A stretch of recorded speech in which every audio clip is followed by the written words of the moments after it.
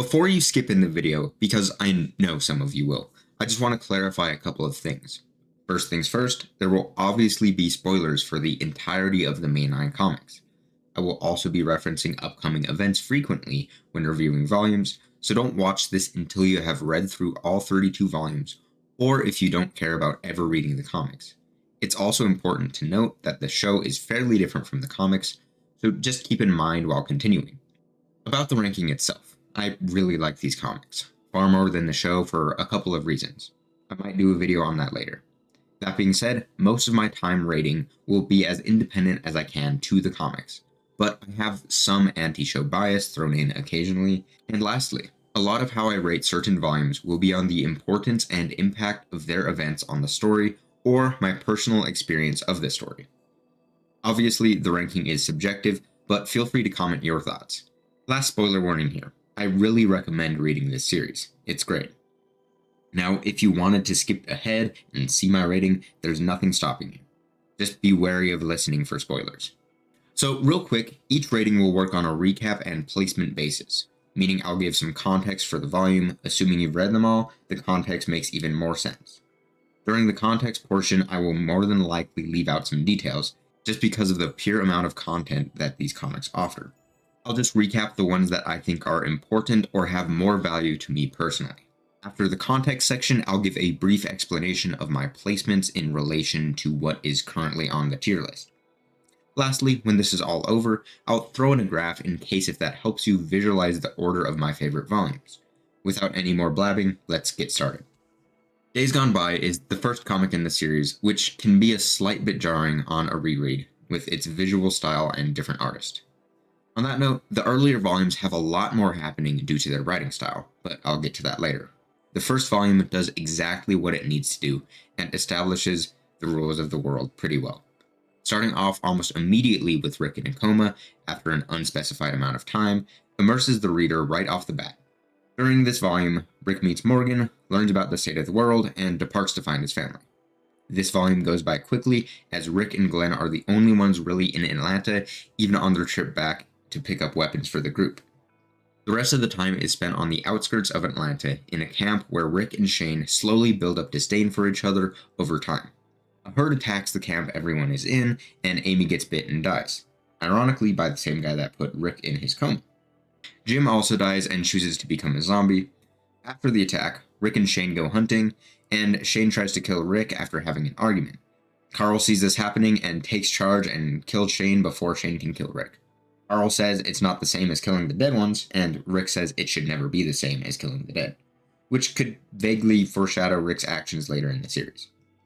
A lot happens in this volume, and it covers a good amount of ground for an intro, but when compared to the other comics, it's just okay. That's why I'm putting it into the A tier. It's a solid start that engages the reader. What more could you ask for? The volume doesn't stand out when compared to everything else, and that's just fine when the series is pretty much all good anyway. Miles Behind Us literally starts with a bang. Terrible joke aside, the volume starts off with Rick and Dale talking about the potential of the world going back to normalcy. Soon after, we see the group meeting Tyrese, who empathizes with Rick's loss of Shane, as well as establishing Tyrese as someone who doesn't mess around to get things done, at least in relation to protecting the one he loves. He serves as a quick foil to replace Shane, and is a well-done character in the coming volumes, as you'll soon see. The volume establishes that there isn't too safe of a place from the zombie threats when Donna gets bit in a new neighborhood that the group considers making a home.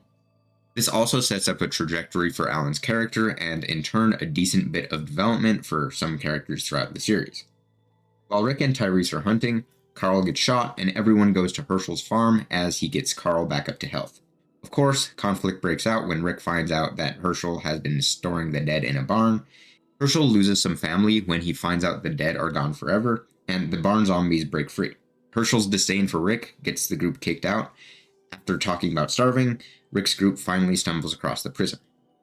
I'm putting Volume 2 right behind Volume 1 in the A tier. A lot happens to move the story along, but nothing really resonates with me personally, while the volume itself feels too long and too short at the same time, somehow. So little happens at the farm, and the little conflict doesn't really lead anywhere outside of this volume. Safety Behind Bars is the most well-paced volume so far. It starts off with the group clearing out the outer area of the prison and slowly making their way inside. It's earlier enough in the series for this section to be just the right amount of tense. The zombies aren't much of a problem, but are still an unknown factor in the world until more or less volume 10. Once the group clears out the prison, they find 4 prisoners, each with their own crimes and projected guilt and attitude. At first, the prisoners seem fine, but then bad things happen when Herschel's family is brought in to live at the prison. Tyrese's daughter and her boyfriend create a suicide pact, and Rick goes back to put Shane down for good, learning about how the virus is within all of us. While all of this goes down, Herschel's 2 daughters were decapitated, and a manhunt starts for whoever did this. Guilt is passed around to Dexter, while Thomas is the actual guilty one. After Thomas is caught chasing Andrew with a knife and let out by Patricia, he's shot while Dexter and Andrew try to take back the prison. This volume is the first that has a main focus on character development and conflict, in my opinion, and that puts it fairly ahead of the rest of the first 2 volumes. Most of the prisoners are fairly interesting, and the main plot of the volume, bringing in Herschel's family, results in some insight to the dangers of some people. The pacing of the volume is really well done, in my opinion, and kept me engaged throughout. All of that being said, Safety Behind Bars gets my first S tier. The Heart's Desire starts off with an introduction of Michonne before showing us the prison's conflict. When Dexter tried to take over, he opened up the A-block armory and accidentally let a bunch of zombies loose. As everyone is fighting off the zombies, Rick shoots Dexter and Andrew runs away to die off-panel. Tyrese witnesses Rick killing Dexter in the chaos and calls Rick out for being hypocritical in his last volume's You Kill, You Die. The rest of the volume is relatively conflict-free. Alan gets bit and is later killed, while Tyrese hooks up with Michonne, which causes some drama for Carol and thus Rick and Tyrese. Also, I wanted to mention this earlier, but the first few volumes have a lot of hooking up going on, so you can call this arc the f***ing dead. I'm sorry, I really wanted to make that observation and terrible joke. But back to the story, Tyrese and Rick have this huge fight where Rick gets knocked out for a while. During this time, it's established that a committee was created because people fear Rick and what he can do with leadership. The volume ends with the "We are the Walking Dead" speech as Rick shares his perspective on the new world. This is one of the longer monologues and the first in the series. This volume is alright, but I feel like it was a little lackluster. It has a solid conflict between Rick and his current foil Tyrese, fueled by disagreements and personal insults. It shows us early on that sometimes our closest allies can hurt us. The volume also ends with the memorable "We are the Walking Dead" speech, but other than these 2 main plot points, the volume feels somewhat lackluster, and it's going above volume 1. The best defense is, as we all know, a good offense. And as you can assume, I'm actually talking about what the governor did in this volume because it's pretty offensive. And if I talk about it anymore, well, I wouldn't want to get demonetized. He also cuts off Rick's hand, a decision that the writers would have to live with and adapt to throughout the whole story. But in all honesty, it's a decision that just works. This volume mostly establishes how messed up the governor is, and for little to no reason. The governor is a straight-up evil character, and he does somewhat work as one. I prefer the show's version of the governor, but I still see value in the comic governor, especially with how early on in the series he appears. Other than the whole meeting the governor thing, the volume shows how the group is doing while Rick is away and how day-to-day life is at the prison while they're waiting for him to get back. This is my favorite volume of the first compendium because the stakes feel decently real throughout. The governor works as a purely evil character here because aside from just being a threat, he actually shows how bad people can become leaders. The governor just existing establishes that the world is broken and that some people may use that as an excuse to be broken themselves. The governor is an antithesis to Rick because the governor himself shares some perspective about the state of the world, but obviously would disagree on Rick's views. Rick never wanted to be a leader as revealed in the previous volume, but the governor abuses his power because he is a leader. That's why I'm putting this volume in the S tier above Safety Behind Bars. Oh, also, they did a cool bait and switch with Tyrese coming back from looking for Rick after Glenn allegedly got set free, and I like that misdirect. This Sorrowful Life follows the development of conflict in Woodbury as Rick and company are broken out. Martinez wants to leave Woodbury, so he breaks out Rick, Glenn, Michonne, the doctor, and the nurse. Michonne enacts her rightfully deserved revenge on the governor and escapes before getting caught, which spares the governor. While trying to escape, the doctor dies. Upon arriving back home, the group handles a horde of zombies that broke through and burns the bodies. Curious about Martinez and where he is, Rick finds him trying to go back to Woodbury. Rick runs over Martinez and says that he doesn't understand what people are capable of. Martinez replies that he knows what people are capable of now before passing. Rick comes back home and tells everyone that they need to be prepared for the worst. Trust me, I really dislike putting most of Compendium 1 in A tier, but you'll see why I placed them down this low later. The story really improves as it goes on, at least in my opinion. Anyway, why did I rank this volume so low? Well, the only thing that really resonates with me is Martinez's situation near the end of the volume. We get to question Rick's morals and reason for killing a man who saved him. It establishes Rick's current character and how he's willing to do anything for the sake of family. Michonne's revenge plot is cathartic, but doesn't really do much for the volume in my opinion. That's why I'm putting it below Volume 4. The Calm Before is a very accurate title for this volume. Most of the volume takes place in the prison, just showing day-to-day life. Carl and Sophia have been developing throughout the series, as well as other relationships. Lori gives birth and names her child Judith, not because of Carl's third-grade teacher like the show randomly did. While Lori gives birth, Dale and Billy siphon some gas from the generator and Dale gets bit. Rick is able to amputate Dale's leg and he lives. Alice, the nurse from Woodbury, acquires some zombie for research and observation, and Carol decides to become very close friends with the zombie, and now she's dead. Thankfully, at least, we get a really cool panel mourning Carol's death. While things are happening in the prison, some of the group goes to a Walmart and gas station to grab supplies. During their trip, they meet up with some of the governor's people and win the battle almost injury-free. Later on, after things calm down again, the governor attacks, ending the volume. Honestly, this is probably one of my least favorite volumes, as it kind of feels like filler and is just used to pass the time. I like it, but it doesn't deliver as much as other volumes in this series. It's not bad, it's good, but I wouldn't call it great like the rest of the series, so I'm putting it in B tier. Made to Suffer starts off by explaining where the governor has been and how what's left of him has been keeping busy. The governor has been using every opportunity to fearmonger Rick's community and make his community think that the only way to survive is to take the prison because Rick's people are evil. The governor calls for Martinez's head, and his soldiers see that Alice brought a walker within the prison walls.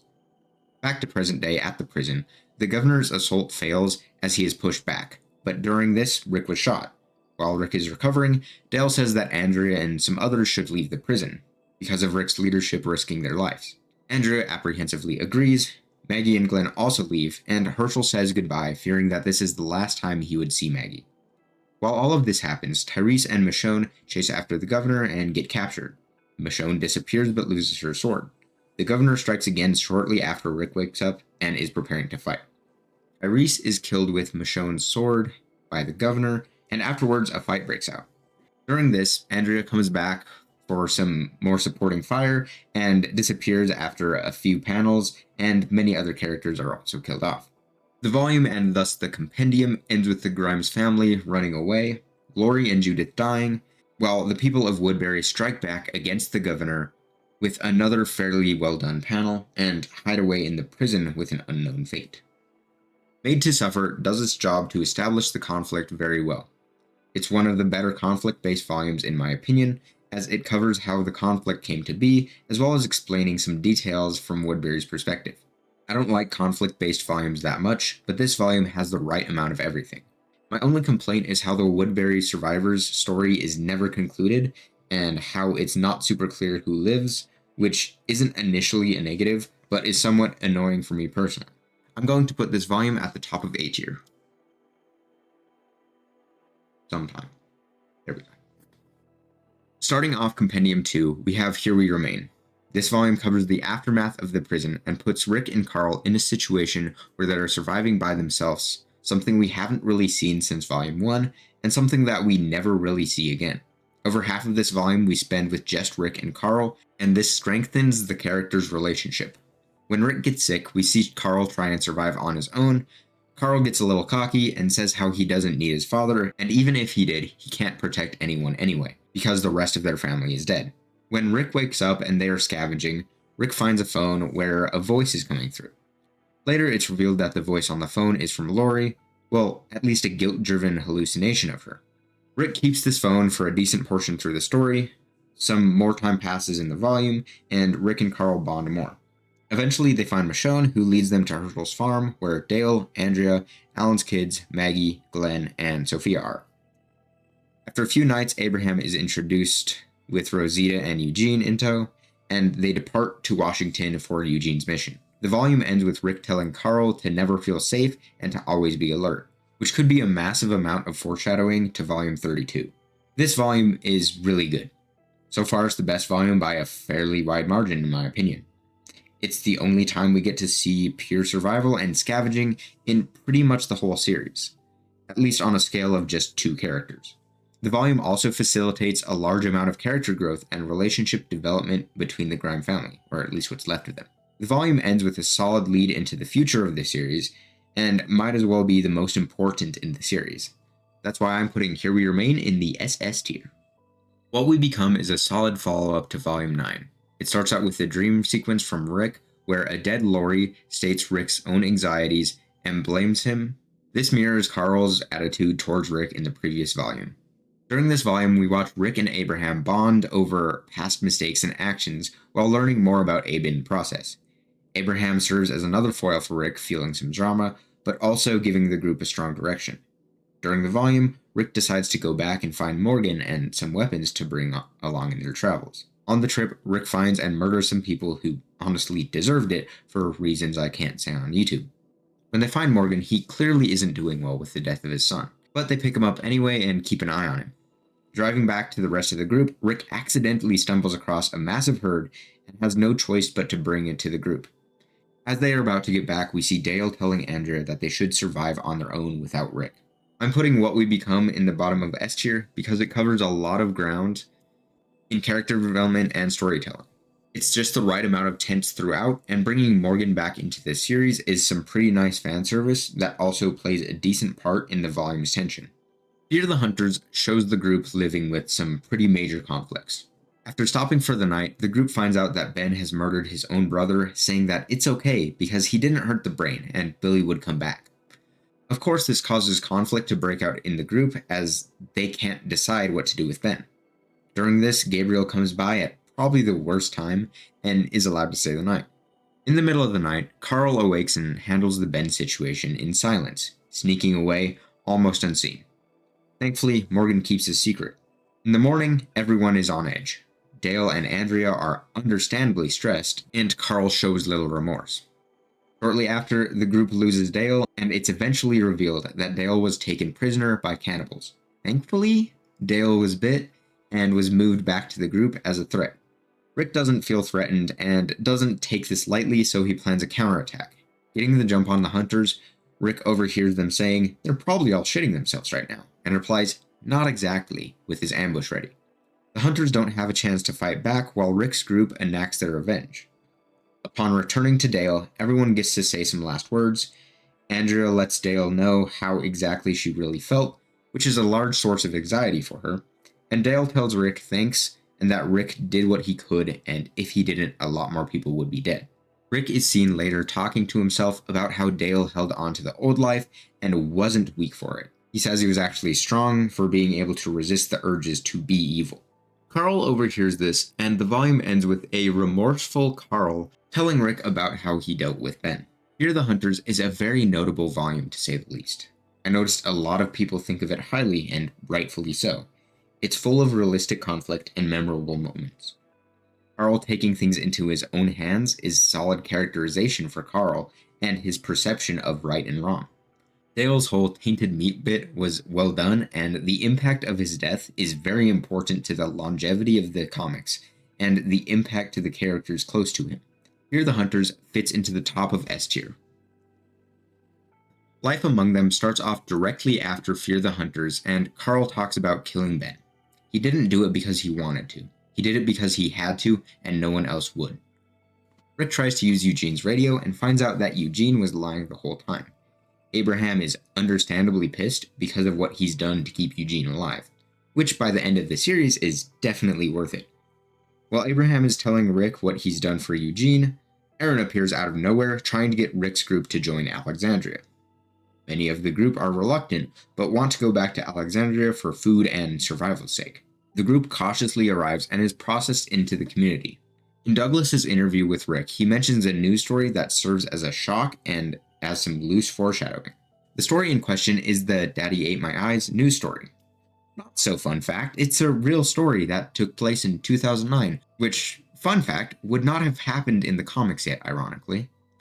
The story serves three purposes. The outright stated one is to say that evil exists and has existed before the apocalypse. The second is to potentially foreshadow Carl's fate with his eye. And the third purpose is to show how a sense of normalcy can change for kids, somewhat reflecting Carl. As in the presentation, Douglas summarized the child's reaction as normal because he didn't know anything different. After Rick's interview is concluded, Douglas places Rick as an officer, and he gets to exploring Alexandria.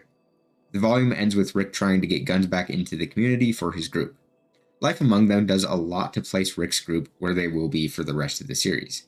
It establishes a really solid foundation for a community that is missing out on some things entirely necessary in the changed world. The volume itself slowly introduces more pieces to the greater whole of Alexandria, and as we read more, we learn how maybe this place can be the future for our group. Life Among Them goes an S tier above The Best Defense. Too Far Gone opens to Abraham starting his day regretting going back out past the walls. The volume switches perspectives a lot to show us how each character is becoming acquainted with the normalcy that Alexandria brings. While Abe is working construction, he saves a life by using knowledge and leadership acquired throughout his journey. One of his coworkers tells Douglas that Abraham should be in charge now because his methods don't leave others for dead. In this volume, Rick upholds justice and harasses Pete, Jesse's abusive husband. They break out into conflict and Rick gets knocked out by Michonne. No, I'm not going to talk about the alternate ending here, but I will acknowledge that it canonically would start here. Douglas somewhat takes Rick's side and finally tells Rick about his Shane equivalent, his best friend who helped build Alexandria but that turned out to be not so great of a guy. Once Rick is set free, Pete tries to kill him and shoots Regina, Douglas's wife, in the process. Douglas has Rick kill Pete. Later in the chapter, looters try to overtake Alexandria, but Andrea, who Rick said should be on the lookout, takes the looters out with little resistance. However, zombies hear the conflict break out. In reaction to Rick's decision to have Andrea as a lookout, Douglas says they don't need me, Rick, they need you, and the volume ends. Too Far Gone is another really good volume, landing an S tier right above the previous volume. The conflict of the volume is mostly interpersonal and done well. The volume does a perfect job explaining that Rick's group knows what they are doing and how Too Far Gone isn't that bad of a thing in this world. Rick's intuition and Abraham's actions saved lives in the volume, and although the morals with the Pete situation are questionable, Rick still ends up being proven right because of how dangerous Pete was. No Way Out starts with feelings of normalcy. Alexandria fights off an attack and are happy to be alive. Carl comments that the attack was good because people are more on edge now and thus prepared for more of this world. Douglas wants to expand, but Aaron wants to settle down. Soon after, things become somewhat hectic as the zombies from last volume begin surrounding Alexandria. The walls are safe for now, but the community is on edge and the armory is open for everyone. Rick and Morgan work on clearing out some zombies, but Morgan gets bit and his arm gets chopped off. Jesse and Rick hook up and move in together. And shortly after, zombies start coming through the walls. Rick and company try to gut up and leave. Morgan dies from the infection, while Jesse and Ron die from the horde. Michonne chops off Jesse's hand to save Carl, and soon after, Carl gets shot in the eye by Douglas, who is firing into the zombie crowd sporadically. Afterwards, he ends his life. Once Rick and Carl get to safety, Rick goes back out to clean up some zombies. The community sees his rage and follows suit. Later, Abraham and Eugene are talking. Abraham tells Eugene to take a break, but Eugene says how he needs to be a part of this, because comic Eugene is a lot less of a pushover than at least early show Eugene.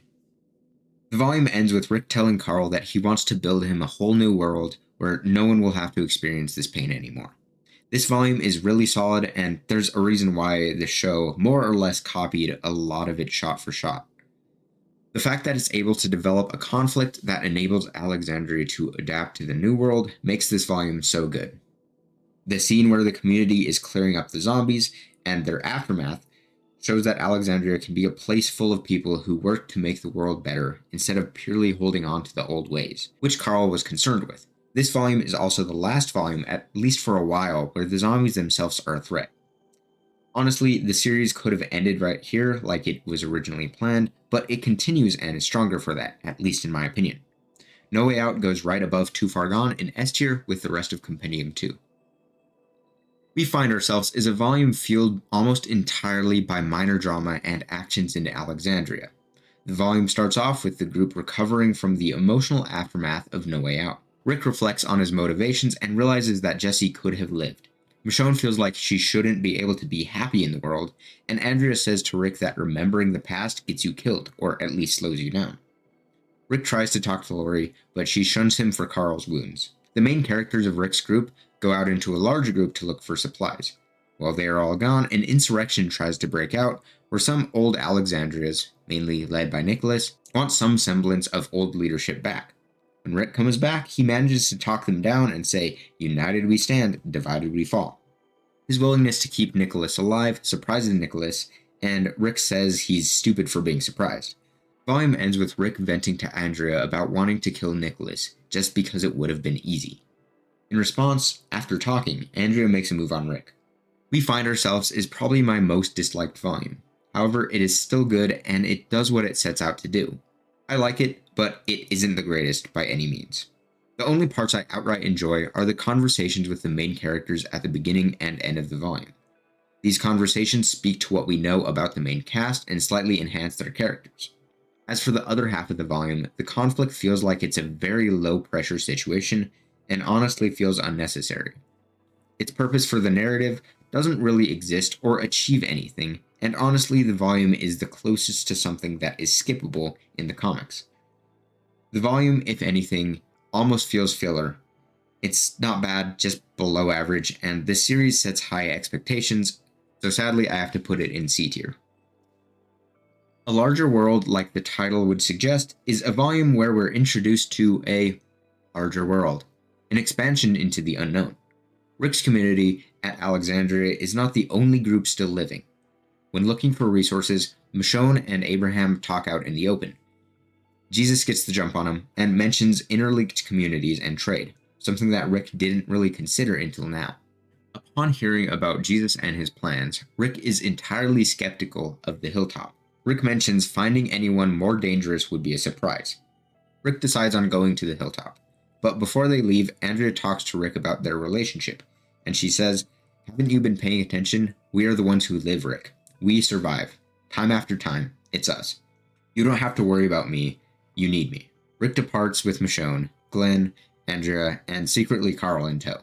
Upon arriving, Glenn says he likes the place. Rick meets Gregory, and Negan sends some people to stab Gregory. Rick responds by fighting back and saving Gregory. A deal is set up where Rick would take down Negan, and the hilltop would be in his debt. Rick says that he sees the future in the hilltop, while others see other things. He ends his speech saying they can rebuild and finally stop surviving and start living. In an era where almost every volume was S tier, A Larger World reminds the reader that the series is still going, that there is an expansion ready to take place within the universe. The volume's end, with several unknowns, is a solid step to continuing the series. We are loosely introduced to Negan, and Rick is confident in helping improve the hilltop by taking down a crazy leader. He's done it before and is extremely confident. It's an arbitrary reason that is somewhat external to the volume itself, but honestly I think A Larger World deserves a spot in the top of S tier for how well it sets up for the future. Oh, plus it builds out Rick and Andrea's relationship and is the first mention of the ones who live line, which, in my opinion, was overused in the show and repeated way too many times for its conclusion, feeling like it was talking down to the viewer. But anyway, back to the comics, Compendium 2's over, on to Compendium 3. Something to Fear opens with Rick coming back from the hilltop when Andrea asks if he sees a point where there are no more walkers, and Rick says yes. I've always had that question when watching the show and reading the comics. I mean, there has to be a point where there's no more walkers, or at least barely any. This also foreshadows issue 193. Anyway, Rick is ambushed by some of Negan's men as they are coming back to Alexandria. Rick and company kill most of the group and go back home. Back at Alexandria, Rick and Andrea talk about their future and relationship. Rick agrees to a relationship, and Andrea says, "Tomorrow is a new day, and I'm looking forward to it for the first time in a long time, so thank you." Eugene and Abraham map out an area where Eugene can reproduce ammo. On this trip, a smaller group from Negan ambushes and kills Abraham as he's apologizing to Eugene and making things right between the two of them. Abe's last words reflect how he just wants Rosita to be happy. As weird as it is, I love Abraham's death scene. Right after Abraham is shot, Eugene is then captured and taken back to Alexandria. Alexandria retaliates and pushes the small army back. With things tense in Alexandria, Glenn and Maggie have a fight where Glenn wants to move to the hilltop for their unborn child's safety. Rick takes a trip back to the hilltop with Glenn, Maggie, Sophia, Carl, Michonne, and Heath, and along the way, Rick is ambushed by Negan and 50 or so men.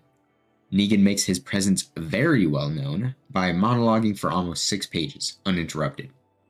Negan kills Glenn, leaves, and in-group fighting breaks out, where Maggie punches Rick, Carl points a gun at Maggie, and Sophia bites Carl's arm. A lot of shit goes down. Rick confesses that he messed up, and they all continue to the hilltop and blame Gregory for not telling them everything. Afterwards, they head back to Alexandria, which appears to be in ruins. Thankfully, they capture Dwight. Andrea is disappointed by Rick submitting to Negan, as she wasn't there to witness Negan's presence. Rick debriefs with Alexandria and plays off the whole working with the saviors thing for at least now. Something to Fear is a really good volume, and an important one at that. The volume establishes Negan as a villain far worse than anyone expected. The overwhelming presence of Negan does not overstay its welcome, at least to me personally. The 2 deaths that the volume presents are well done and memorable.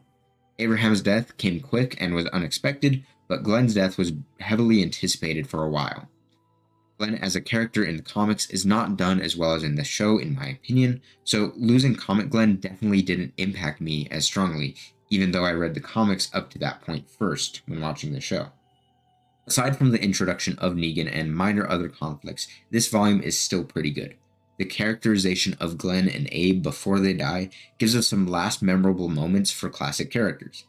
Something to Fear goes in S tier right above the other volume where Glenn doesn't have the greatest of times. What Comes After starts off by showing the effect of discovering Negan and becoming part of his system. Tensions in Alexandria are high before Negan arrives and only get worse when he sets foot in the community. Negan obviously gives no one a good vibe when he's getting half of Rick's stuff. After leaving, Rick goes to tell Carl the truth only to find out that he left. Once Negan arrives back at the sanctuary, Carl guns some of his men down and is forcibly taken in by Negan. Negan gives a tour of the sanctuary and Carl gets to witness Negan's power fantasy and look inside his community firsthand. Negan requires that Carl shows his scar before eventually going back to Alexandria to give Carl back. In the meantime, Rick is looking for Carl and sending out search parties. While Rick is gone, Spencer gets mad at Rick for his actions and prays for strength. When Rick goes out further to find Carl, he stumbles across Negan, who is, unknown to Rick, bringing Carl back. Rick picks a fight with Negan before Carl is revealed. Rick states his frustration when he gets back to Alexandria, and Jesus says it's time to meet Ezekiel. They go up to the kingdom to find Dwight there as an inside man. Obviously, no one trusts Dwight, and the group suffers a dilemma of being extremely screwed by having Dwight there, or maybe having the upper hand. I like this volume. It serves a pretty decent purpose of giving us Negan's point of view, and shows us how things have a way of working within his walls. Obviously, nothing about Negan is morally good, but he does have a solid community with rules, and he does instate those rules. The volume puts us in Carl's shoes, and is tense for a decent amount of time throughout. However, as messed up as Negan is, he is reasonable, all things considered. He's definitely messed up, but he is, for lack of a better term, forgiving. The volume's end adds to a pre-existing tension established earlier. However, the volume is pretty much only tense. The only developments for any character is mostly just Negan. Sure, there's some foreshadowing of Spencer, but that's basically it. The volume feels like a one-trick pony with its consistent tenseness, but still functions really well. It's going in S tier right behind Volume 3. March to War introduces us to Brianna as Maggie is becoming acclimated at the hilltop. Shortly after, Jesus tells Maggie about the anti-savior force and asks Gregory for men to form a militia. Obviously, Gregory refuses because he doesn't like risks for the betterment of his community. Back at Alexandria, Rick reveals to a select few main characters that he's planning to not go along with Negan. They all go out to meet Ezekiel. Michonne and Ezekiel hit it off, and Michonne kind of develops a little bit more. While Rick and the group are planning tactics, Negan goes to Alexandria while Rick is away, and Spencer tries to work against Rick, but gets himself killed. When Rick gets back, he's obviously upset, but Negan keeps on saying that he did him a favor by getting rid of one of Rick's internal issues. When Negan leaves, Rick quickly has everyone go on the offense. When the conflict begins, Rick has a really poorly executed one-liner about bringing a bat to a gunfight. Negan has a counterattack ready, and Andrea gets ambushed in the lookout tower and barely survives a fight to the death. Negan appears to have the upper hand with his counterattack, but is flanked by the Kingdom's militia. Negan retreats, and both sides have their comments about going to war. After 10 volumes of no large battles, March to War serves a purpose to show that the main group is ready to defend what they've worked so hard to build. No one wants to unwillingly give up half of their stuff for the foreseeable future, so they fight to keep their freedom. This volume is pretty decent. There's a long-lasting tension throughout the volume. During the climax of the conflict, it's unclear for a while if Andrea will survive, and a bait and switch is pulled to potentially make us think that Andrea died. Despite the constant tension, the volume falls a little short for what I enjoy personally. I still like it, but it feels like it's lacking some things that I enjoy about the series. It goes in A tier behind Made to Suffer. The first part of the All-Out War arc starts off with Rick and Andrea talking about being at war, and how, since war means casualties, they've always been at war. Shortly after waking up, Rick gets everyone round up to enter the sanctuary and fight Negan back. Before the conflict, Gregory appears within the sanctuary and tries to tell his people to go home. During the conflict, Rick's group breaks down his walls, and Rick plans to drive himself inside. Instead, Holly goes in and eventually dies for it. After retreating, we see Maggie take charge at the hilltop and monologues how she believes in Rick Grimes and what he's able to do. We get a view of how Ezekiel's conflict went poorly when he tells us through the first use of boxed quotes in the series. When everyone arrives back at Alexandria, Negan strikes while they aren't expecting it, sending a zombified Holly at the doors. Dr. Cloyd gets bit. Negan throws grenades at Alexandria, and Heath gets his leg blown off while Denise cares for him before herself. While grenades are coming through, Jesus rebounds a grenade while diving because he's a badass.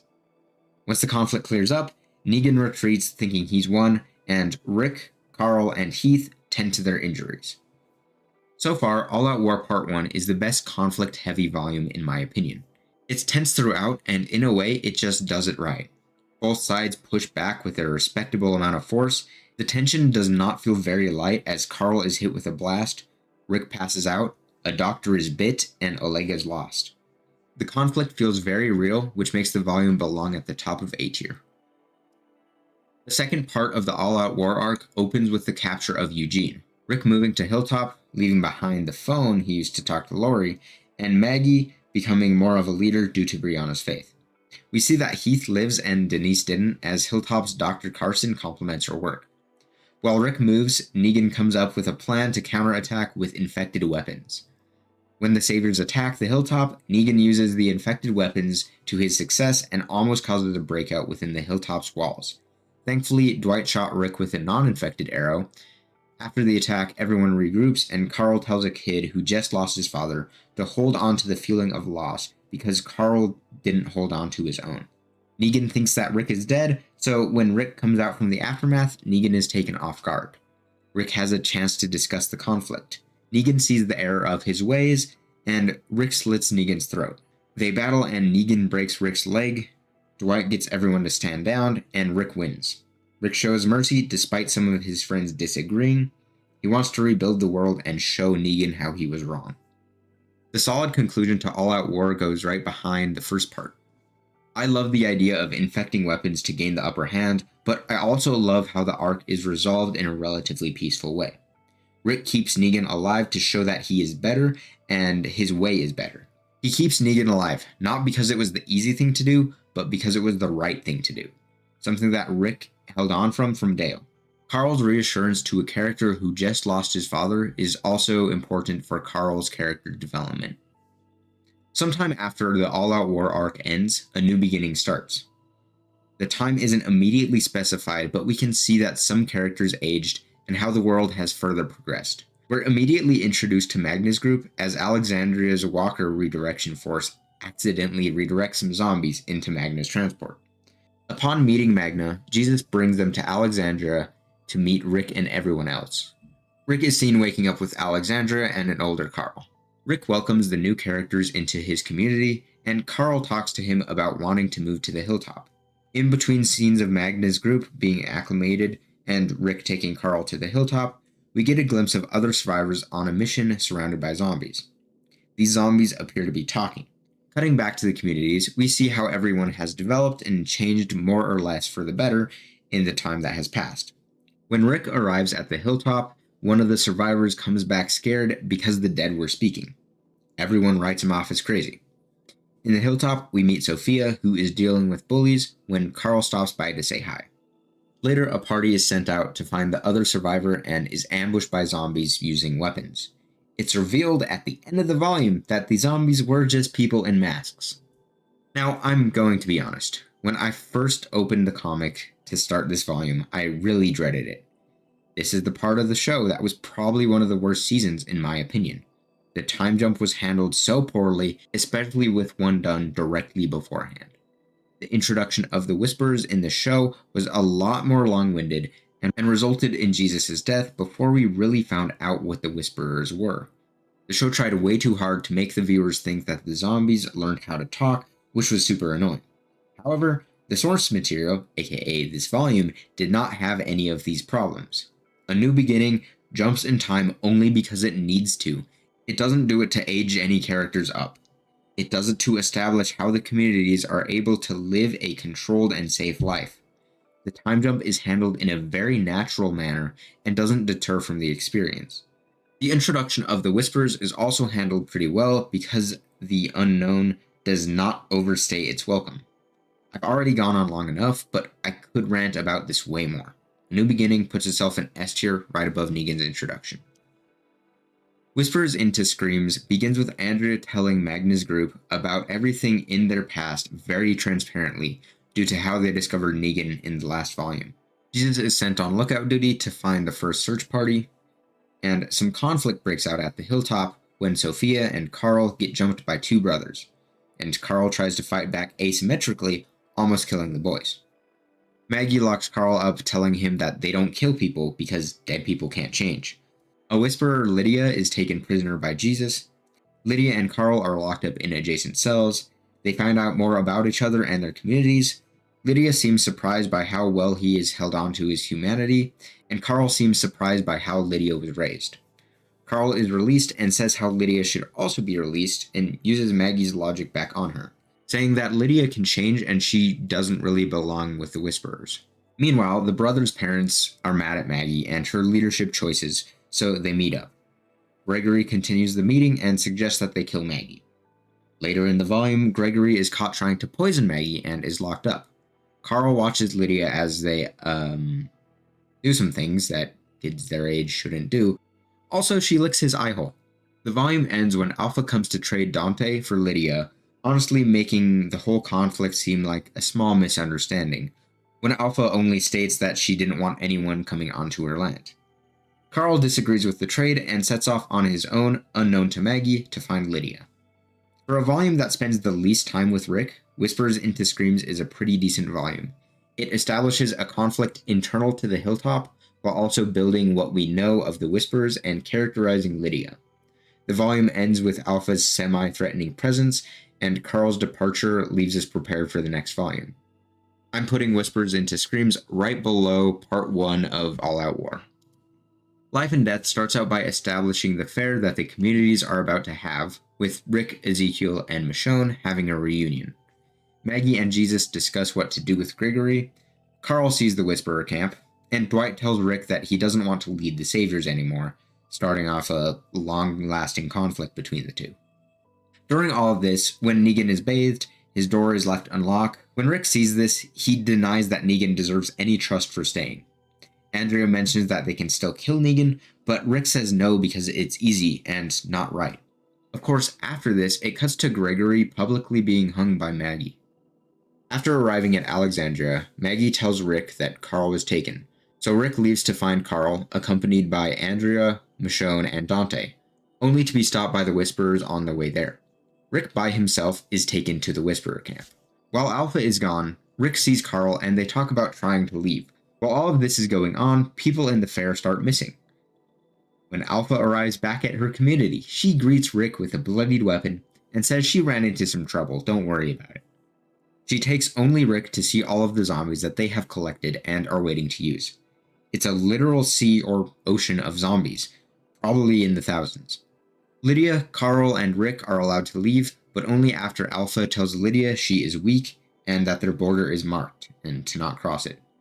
On Rick's way back through the border, Rick sees a line of heads from his deceased allies. Over the course of 3 pages, the identities of these bodies are revealed, increasing in time the character has had in the series, ending with Ezekiel. The volume ends with Andrea and Michonne arriving safe and sound, but obviously mad from the Whisperer's actions. As much as I don't want to be biased from the knowledge of the show, Life and Death goes into S rank because of its consistent high tension throughout the second half. Taking what I know from the show and placing me in a situation knowing where we could lose several important characters gave me a real sense of dread that a loved character would end up on a pike. Throughout the whole volume, I was more anxious after every page flip that Andrea would end up on the pike, especially with Alpha's line, "I ran into some trouble on the way here."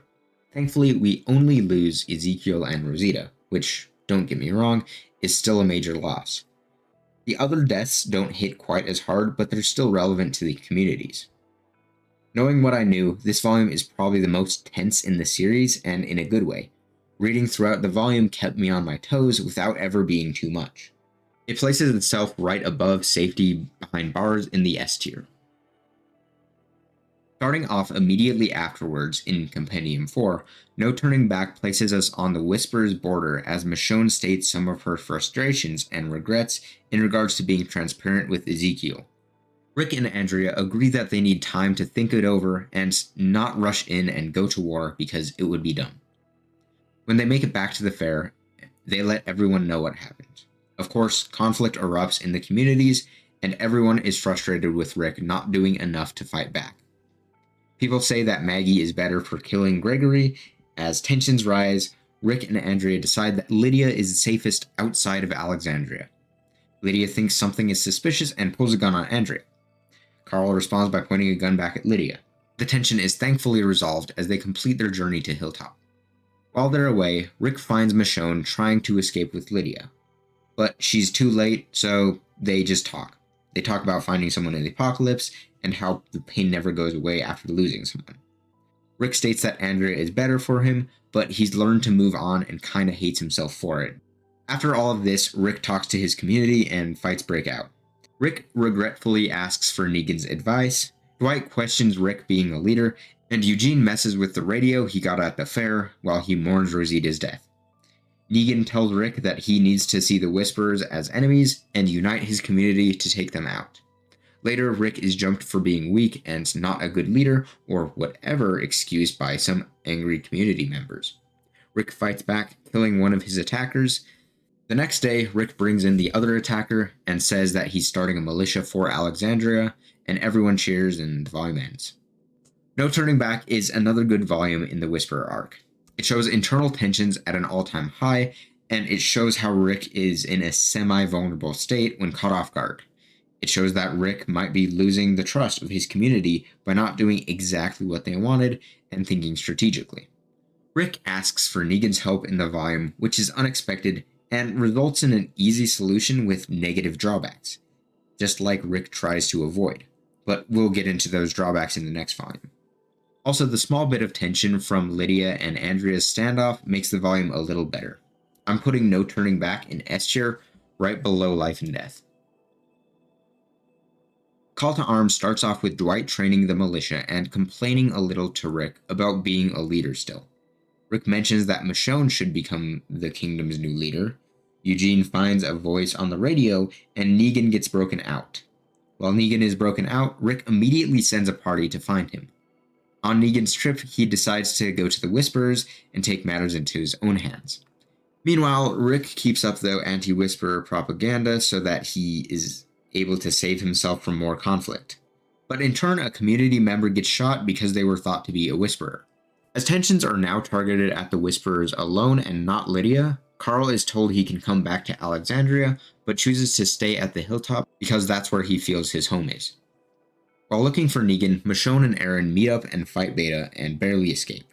Negan, at this time, is starting to become a Whisperer, so we get a little montage of him doing Whisperer things and bickering a little with Beta, as well as flirting, I guess, with Alpha. The volume ends with Alpha saying that Negan might belong with them, and Negan replies essentially saying, "Maybe I do belong here, but I don't care," and killing Alpha to take her head as a trophy. Dwight being put in charge of the militia and Negan killing Alpha are the main events of this volume. Dwight's development in this volume has a long-term impact for the series, and Negan's actions help somewhat fix the problem. This volume is important for the greater future of the comics, but falls somewhat short for my taste because it doesn't do too much other than strictly lay the groundwork for future volumes. Call to Arms ranks right below March to War in A tier.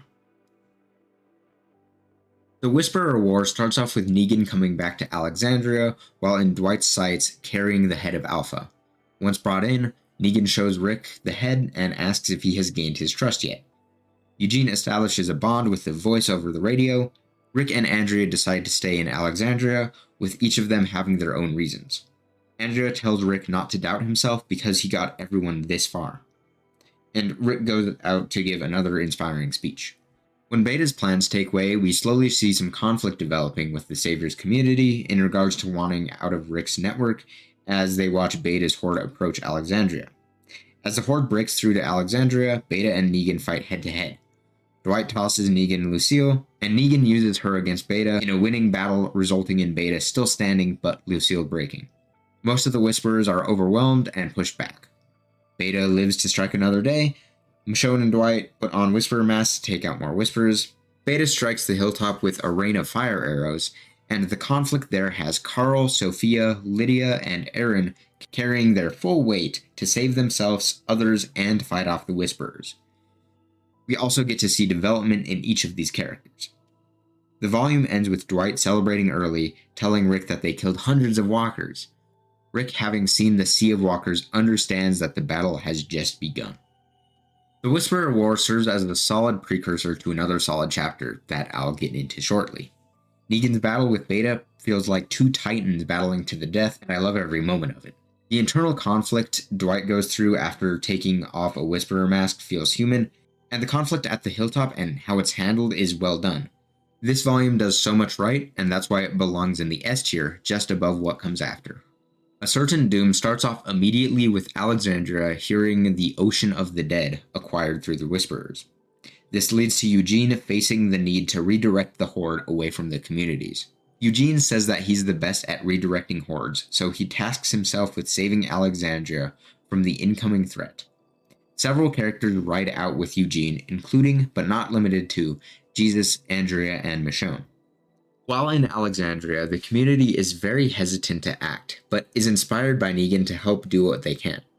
After a small amount of time, zombies build up and the gate collapses. The Alexandrians are pushed back into their homes as the Saviors watch from a distance. As Hilltop is evacuating their destroyed community, they see the Horde as well while all of this is happening. Negan and Rick become trapped in a building together, trying to survive and wait out the storm. We get some good development between the two, and some backstory and attitudes are established. They occasionally go out to clear the dead. Sadiq, who hid in Eugene's house, finds his radio with a voice coming through. Alexandria's community starts fighting their way out as we cut back to the survivors redirecting the Horde. Eugene gets knocked off his horse and surrounded. Andrea saves his life but puts her own life in danger before getting bit in the process. Andrea knows her fate is sealed, but does whatever she can to get back to Alexandria. Rick starts clearing out more of Alexandria, and Carl shows up. Shortly after, the Saviors show up to threaten Alexandria. Alexandria and the Saviors point their weapons at each other, and Rick tries to be the middleman and stop them, all to his success. He is able to talk with Sherry, the Savior's stand-in leader. Conflict breaks out, and Rick kills Sherry in self-defense. Andrea comes in at the exact wrong time and reveals that she was bitten. Shortly after, Dwight shows up and holds off the Saviors while everyone else mourns. Everyone is able to get their final words into Andrea, and everyone is able to tell her how they feel. I mean, we get a whole page of it. When Andrea finally passes and Rick leaves, the community welcomes him with open arms, respecting his loss, as do the Saviors, which is also clarified due to everyone's shared respect for Andrea. We also receive a rare bunch of boxed quotes, I think the second so far in the series. After having his chance to mourn, John, one of the Saviors, tells Rick their plan, but is interrupted by Negan, who takes Rick's side and more or less ends the conflict. Negan states that Rick isn't a dictator, he's a leader, and gives Rick his condolences before walking away. So much happens in this volume and nothing falls short. Everything from the main conflict to interactions in the moment are all done so well. The pacing and events of the volume don't have any room for improvement in my opinion. Let's start off with the shorter plot point. Negan and Rick's dialogue in the volume helps us connect the dots on who Negan is and why exactly he's done what he's done and how he thinks. It's the second to last time we see Negan and he is vulnerable. The main plot point of this volume, in my opinion, is Andrea's death. Andrea's death serves two purposes. One, it serves as a way to signify that Rick built a world where people could say goodbye to their loved ones. And two, it creates a whole dilemma for Rick continuing on in life and being a great leader. So much of what Andrea says in her final moments is brutally real. She doesn't hold back, but she also doesn't have any malice in her words. She cares for the future as much as Rick and the other survivors, and it clearly shows with each of her lines. She cares for Rick and Carl's happiness and tells them to find what makes them happy and fulfilled. So much happens just in these pages alone. This volume isn't even carried by Andrea's death alone. The other parts of the volume are really good and provide just as much depth and action. That's why A Certain Doom is my favorite volume. Lines We Cross begins the final arc of the series. Of course, if we don't include the epilogue. The volume starts out with Carl telling Lydia how Andrea became a mother to him, and how his past shaped him. Carl and Lydia leave to rebuild the hilltop, while Rick gathers a party to send out to find the Commonwealth as per Eugene's request. Eugene, Magna, Yumiko, Sadiq, and Michonne all begin their journey to the Commonwealth. While all of Eugene's group are traveling, Carl rebuilds the hilltop with Lydia, and some tension happens with Carl and Sophia. Jesus also kills Beta, who tries to sneak attack everyone. While traveling, Eugene's group runs into Princess, who the group cautiously takes along and continues their journey to the Commonwealth.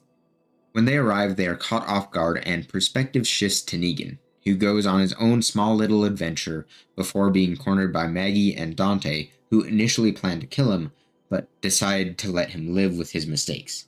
The volume ends here. After the best volume, of course we have to drop down a little bit on the tier list, right? Right. Lines We Cross is a volume that covers a more quiet part of the story as the group ventures to the Commonwealth. The volume is decent, but doesn't cover too much groundwork. Rick mourns, Carl's relationship kind of develops, Negan gets a final send-off in the mainline comic, we meet Princess, and that's basically it. The volume is engaging enough and doesn't feel like too much of a waste of time when rereading the series. It's going to the top of B tier. We finally begin learning about the Commonwealth in New World Order. Most of the volume takes place in the Commonwealth, establishing what type of community it is. The volume begins with Eugene's group being onboarded and taken into the Commonwealth. Michonne gets some extra development as she is placed in the Commonwealth quickly due to her daughter living within the walls, and Michonne being a lawyer in her past life. Over time, we see that Michonne is discovering that the Commonwealth resembles the class system of the Old World a little too closely. The cracks of the Commonwealth also show through Sebastian's treatment of others, such as Mercer, within the community. Most of Eugene's group is sent back to Alexandria with Pamela. In the meantime, Rick and Dwight aren't on the same page in regards to leadership, and Dwight develops a backwards mindset. When Eugene makes it back to Alexandria, Rick is surprised to see that Michonne stayed.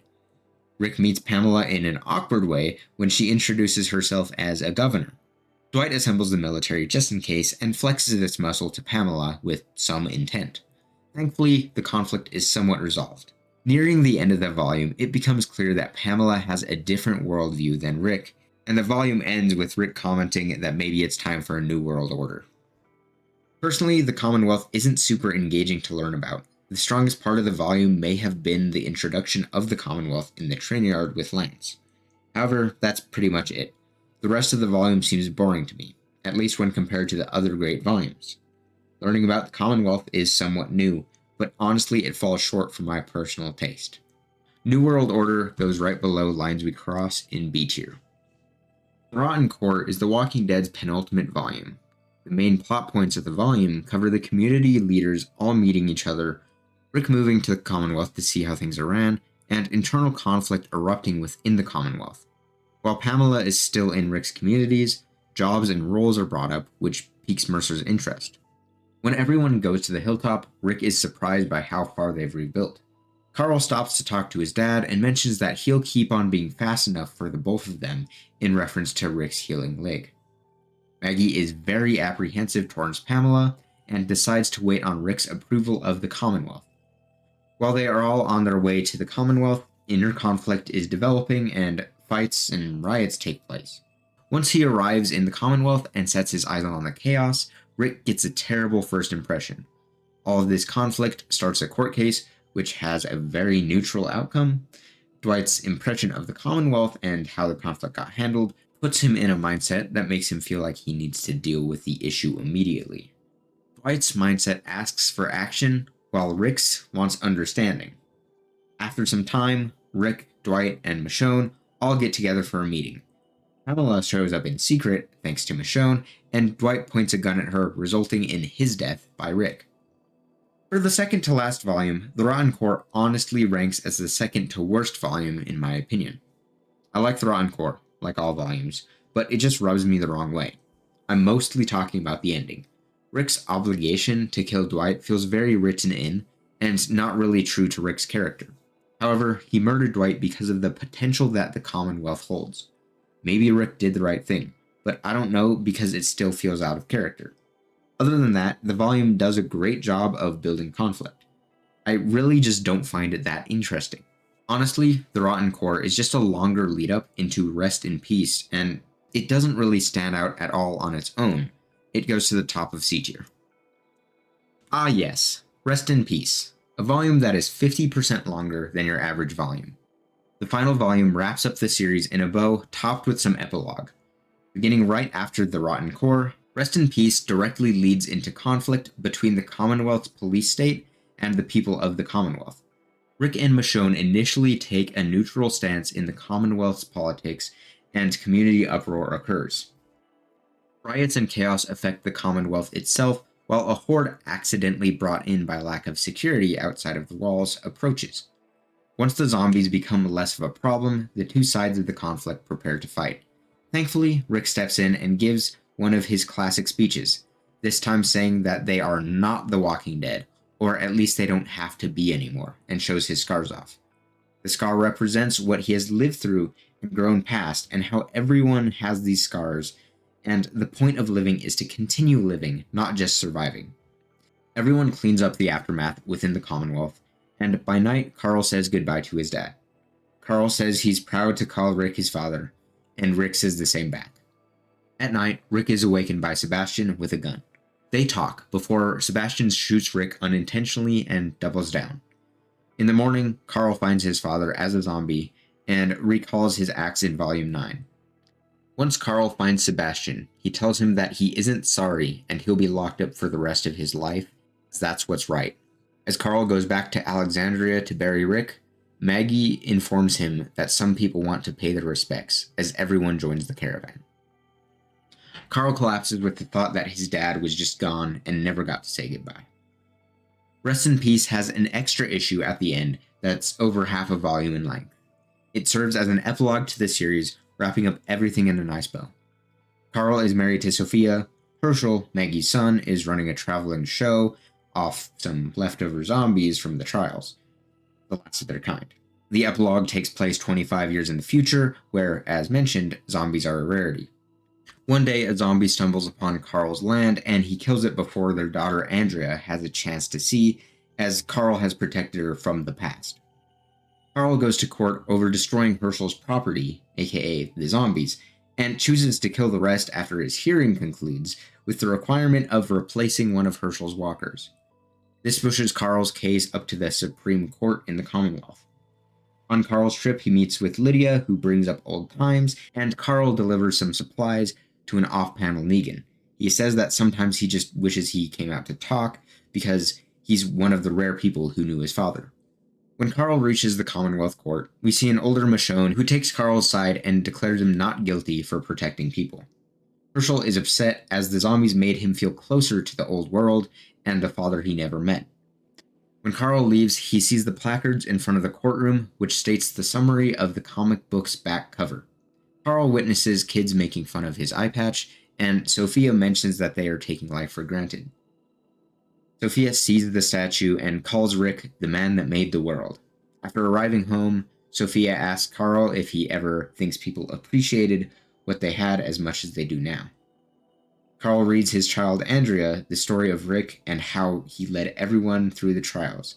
Honestly, as much as there are some things I initially disliked about Rest in Peace, like the time it took to wrap up, Rick's death, and the whiplash of the epilogue, I can't say that I dislike the volume. My first read of the volume was very segmented, as I needed time to process a lot in the middle of the epilogue. But after sitting on the series end for a while, especially with spin-off shows going as strong as they are, I found a lot of solace in the series ending definitively. Robert Kirkman did not continue the story for longer than he needed to. He gave a definitive end, and for that I respect the man. Now, based on the actual content, does the ending stack up to the best volumes on the list? Yes it does. The first portion of the volume backpedals a little bit of the Rotten Core's decisions and conflicts, but the direction works for a good resolution of the conflict. In the middle of the volume, we see Rick's last inspirational speech, essentially saying that we are all survivors and our scars remind us of what it is to be alive and human. This speech puts a perfect bow on the series when Rick says that they are not the Walking Dead anymore.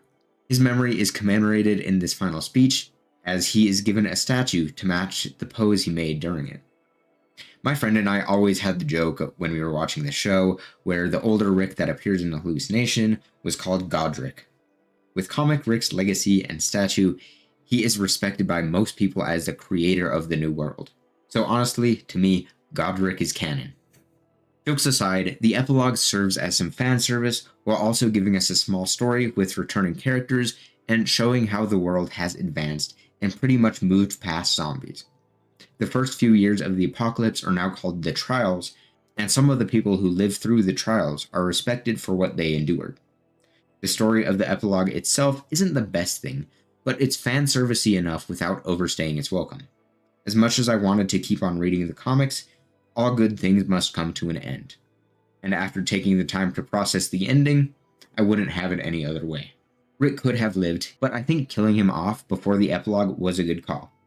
His death serves as an ironic twist of fate. Rick built a world where loved ones could say goodbye, but he was never able to due to the weight he bore. Rest in Peace is a strong, definitive ending that has its imperfections in pacing and length, but in my opinion, Rest in Peace deserves its second spot in the tier list. In SS rank. That's it. All 32 mainline volumes of The Walking Dead comics ranked. Here's a couple things that I noted with the volumes and how I feel about them. First off, I made a little graph on my rankings throughout the series and compendiums. As you can see, on average, the first quarter of The Walking Dead is my least favorite, the second quarter is my most favorite, and the last quarter is the least consistent, including 2 of my top 3 and 3 of my bottom 5. As you can also see by the tier list, and from my explanation, I like these volumes based around tough writing decisions and character development the most, while I enjoy conflict-heavy volumes a little less. In my opinion, internal conflict volumes, such as volumes 31 and 15, are hard to get right, especially when little threat is conveyed. You know, ranking these kind of defeats the purpose. I can't outright say, this volume isn't that great, skip it, because each volume at least has something to say or to do with the greater story. All of these volumes work together to create one of the most well-done stories I have ever had the pleasure to experience. Depending on how this video does, I might do more on the series in the future. I have at least some solid ideas for videos. There is also a lot I left out trying to save at least some time for this video, which is already well over an hour. I only slightly talked about building out relationships between major characters in comparison to how much I really wanted to. I left out several details that others may find important or may have liked a lot more. Admittedly, I was in a rush taking notes for the video and skimming through all of the volumes, so I definitely may have missed a couple of details. Especially with the read-through that I did in the past month being my second time reading the series. As tedious as this was, especially with the due date that I had set for myself, I still really enjoyed doing it. To be honest, this video goes in S tier. And you will too if you like, comment, and subscribe. God, I hated doing that, but I'm keeping it. You know I'm keeping it. Either way, I would greatly appreciate it if you did all the engagement-based things for this video, as I did work hard on it, and honestly, I would love to see whatever you think of my ratings, as well as your own. Just remember to keep it civil. There might be some crazy person who has The Rotten Core as their favorite volume. Just be nice. Until next time, later days.